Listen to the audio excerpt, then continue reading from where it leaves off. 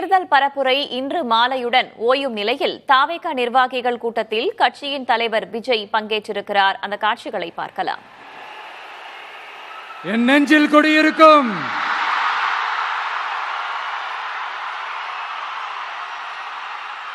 உங்கள் அனைவருக்கும் என்னுடைய வணக்கம். வணக்கம் வணக்கம் வணக்கம் வணக்கம்.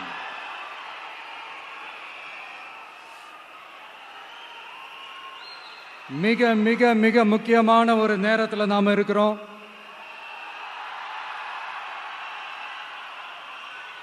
திமுக ஆட்சியை வீட்டுக்கு அனுப்ப போற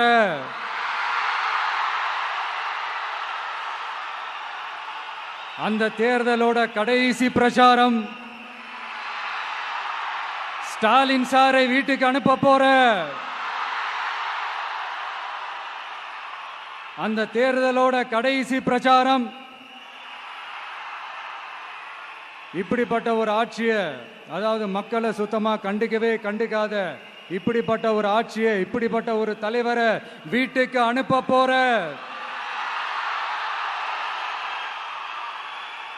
அந்த தேர்தலோட கடைசி பிரச்சாரம். ஆமா, பின்ன இப்படிப்பட்டவங்களை வீட்டுக்கு அனுப்பாம பின்ன என்ன கோட்டைக்கு அனுப்புவாங்க? எத்தனை எத்தனை பொய்யான வாக்குறுதிகள், பொய்யா சொல்லி மக்களை ஏமாத்திக்கிட்டு அவரோட லைஃபை மட்டும் நல்லா உயர்த்திக்கிட்டாரு. ஆனா மக்களோட லைஃபை அவர் எப்படி உயர்த்தினார் தெரியுமா? வீட்டு வரியை உயர்த்திட்டாரு, தண்ணி வரியை உயர்த்திட்டாரு, தொழில் வரியை உயர்த்திட்டாரு, விலைவாசியை உயர்த்திட்டாரு, குப்பைக்கு கூட வரி போட்டாரு. இப்படி மக்களோட கஷ்டங்களை மட்டுமே அவர் உயர்த்தி வச்சிருக்கிறார். இன்னும் ஒரு படி மேலே போய், இன்னும் பல படி மேலே போய், தமிழ்நாட்டில் இதுவரைக்கும் எந்த கவர்மெண்ட்டுமே வாங்காத அளவுக்கு கடன், அவ்வளவு கடனை வாங்கி வச்சுக்கிட்டு அந்த கடன் சுமையும் உயர்த்தி வச்சிருக்கிறார். எவ்வளோ? 5-6 லட்சம் கோடி. இத்தனை லட்சம் கோடியை வாங்கிக்கிட்டு எத்தனை பிரச்சனைகளை சால்வ் பண்ணிருக்கலாம். அட்லீஸ்ட் நம்ம இளைஞர்களோட அந்த கல்வி கடன் அதை ரத்து செஞ்சிருக்கலாம். சரி, இப்ப நம்ம விக்கிரவாண்டி மாநாட்டுக்கு போவோம். அந்த மாநாட்டில் நான் என்ன சொன்னேன்? நம்மளுடைய அரசியல் எதிரி யாரு? திமுக. நம்மளுடைய கொள்கை எதிரி யாரு? பாஜக. அன்னையிலேருந்து இன்னி வரைக்கும் அந்த ஸ்டாண்ட்ல ஏதாவது மாறணுமா? இல்லையே. இந்து முஸ்லிம் கிறிஸ்தவர்கள் எல்லாம் அவங்கவுங்க வழிபாட்டு முறையிலையும் வாழ்க்கை முறையிலையும் மட்டும்தான். ஆனா தமிழ்நாடுன்னு வந்துட்டா, ஒற்றுமையை காட்டணும்னு வந்துட்டா, நம்ம கிட்ட யாரும் வாலாட்டவே முடியாது, நம்மளோட நல்லிணக்கத்தை யாரும் நாசம் பண்ணவே முடியாது. சொன்னமா இல்லையா? அன்னிலிருந்து இன்னி வரைக்கும் அந்த ஸ்டாண்ட்ல ஏதாவது மாறணுமா? 1 இன்ச்சு கூட மாறலையே.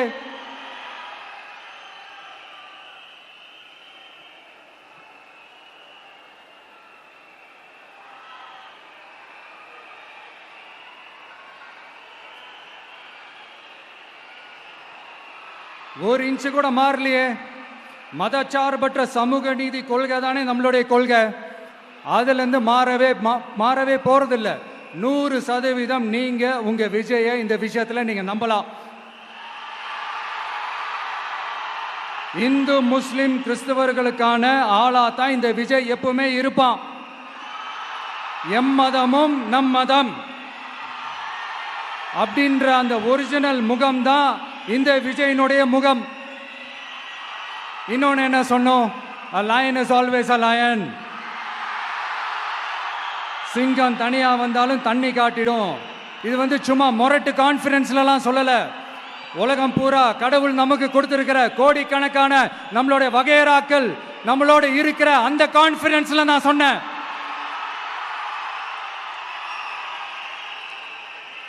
அதனால இந்த விஜய் ஒன்னு சொன்னானா அதுல இருந்து மாறவே மாட்டான். சும்மா இந்த ஸ்டாலின் சார் மாதிரி எல்லாம் கிடையாது.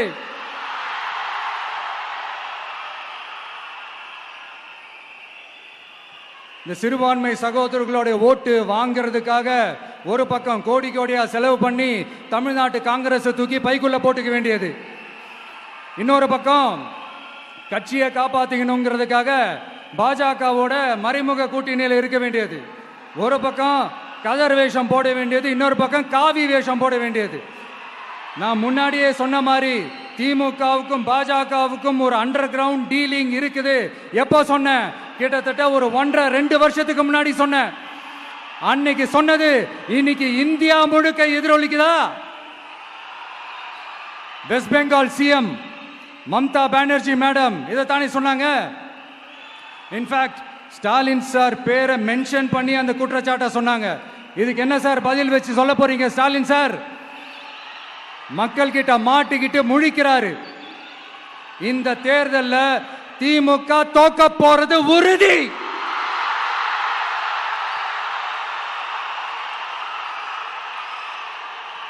தோத்துட்டு அந்த ஆஃப்டர் எலெக்ஷன்ஸ் அந்த எஃபெக்ட் என்னவா இருக்கும்னு இப்பவே சொல்றேன்.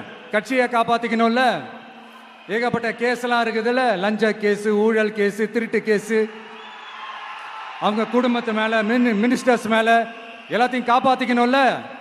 போய் மோடி அவர்கள் காலையும் அமித்ஷா அவர்கள் காலையும் திமுக விழுதா இல்லையான்னு பாருங்க. அன்னைக்கு தெரியும் மக்களே, சிறுபான்மை சகோதரர்களே, அன்னைக்கு தெரியும் இந்த திமுகவோட மொத்த சாயமும் வெளுக்க போகுது. அது மட்டுமா, பாஜகவோட முதல் அடிமை யாருன்னு போட்டி வேற. நீயா நானா, நானா நீயா, யாருக்கு யாருக்கும்? இந்த திமுகவுக்கும் மற்றும் பலருக்கும். அதனால சிறுபான்மை சகோதரர்களோட இந்த விஜய் கூடவே நிப்பான் நிப்பான் நிப்பான். அதுல எந்த மாற்று கருத்துமே கிடையாது.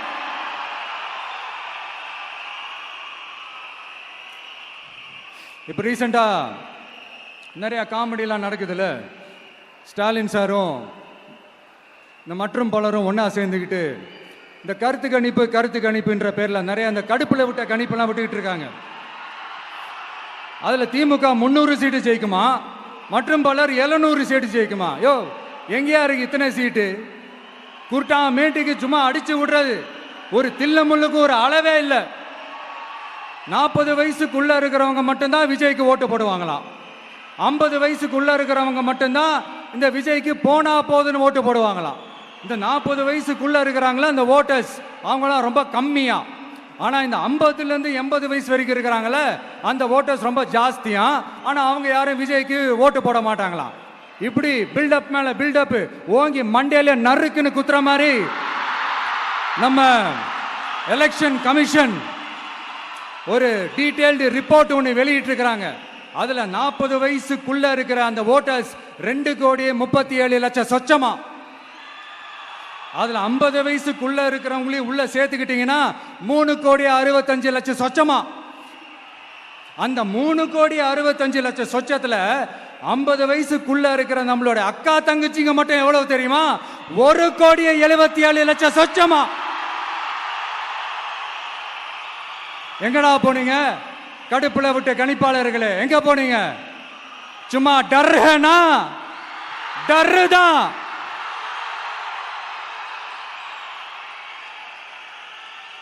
இந்த கடுப்புல விட்ட கணிப்பாளர்களுக்கு ஒரே ஒரு கேள்வி.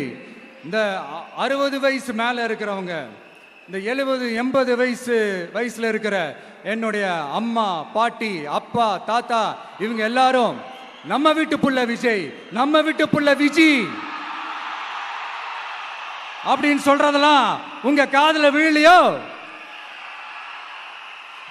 இந்த உண்மையெல்லாம் வெளியில சொல்லிராதன்ட்டு 2 பேரும் நல்லா கவனிச்சு அமிச்சாங்களோ?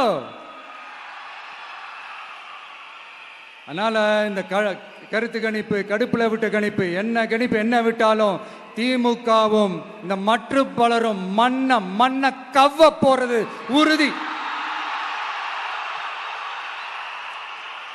அவங்களோட இந்த ஆட்சி கனவு, லஞ்ச கனவு, ஊழல் கனவு, கொள்ளையடிக்கிற கனவு எல்லாம் கதம் தான். இப்போ ரீசெண்டா பாண்டிச்சேரி எலெக்ஷன்ல அந்த எலெக்ஷன் டேல கிட்டத்தட்ட 90% மேல போலிங் ஆயிருக்குது. விட்டா 100% ஆயிருக்கும் போல் இருக்கு. அதே மாதிரி போலிங் நம்ம தமிழ்நாட்டில் நடக்குதா இல்லையான்னு பாருங்க. அதனால மக்களே, உங்க எல்லாரையும் கையெடுத்து கும்பிட்டு கேட்கிறேன், பூத்துக்கு போய்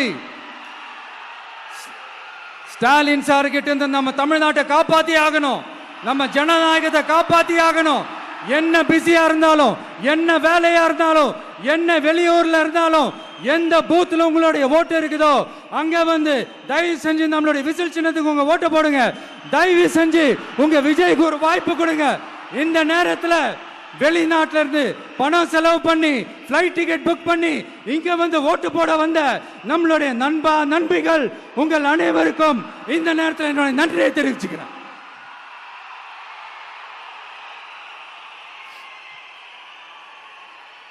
அடுத்து